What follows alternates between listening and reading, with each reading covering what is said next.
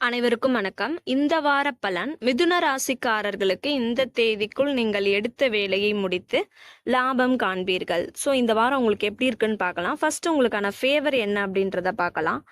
தொழில் ஸ்தானத்தில் வலுவடைந்து இருக்கிறது. எனவே வணிகம், தொழில் போன்ற விஷயங்கள் நல்ல லாபத்தை தரும். உத்தியோகத்தில் மேலதிகாரிகள் உங்கள் உயர்வுக்கு உதவுவார்கள். புதிதாக தேர்வு எழுதவர்கள் வேலைக்கு தேர்ந்தெடுக்கப்படும் வாய்ப்பு அதிகம். வெளிநாடு வாய்ப்புகள் கிடைக்கும். 5க்குரிய சுக்கிரன் 10ஆம் இடத்தில் உச்சம் அடைந்து 4ஆம் இடத்தில் உள்ள கேதுவை பார்க்கின்றார். பெரும்பாலான கிரகங்கள் தொழில் ஸ்தானத்தில் சூழ்ந்து இருக்கின்றன. அவை சுகஸ்தானத்தை பார்க்கின்றன. நீங்கள் எப்பொழுதும் மிக அதிக கவனத்துடன் இருக்க வேண்டும் என்பதை இந்த கிரகங்கள் காட்டுகின்றன. இந்த வாரத்துல நீங்க எந்த விஷயத்துல கவனமா இருக்கணும் அப்படின்றத பார்க்கலாம். விரய குரு என்பதால் தேவையற்ற செலவுகளை செய்துவிட்டு வருத்தப்படுவீர்கள். ஆடம்பர செலவுகளை முற்றிலுமாக தவிர்க்கவும். மருத்துவ செலவுகள் கூடும்.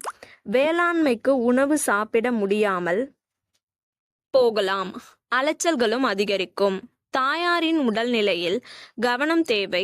9ஆம் இடத்தில் சனி பலம் பெற்று இருப்பதால் பூர்வீக சொத்து பிரச்சனைகள், தந்தையுடன் மன வருத்தம் வரலாம்.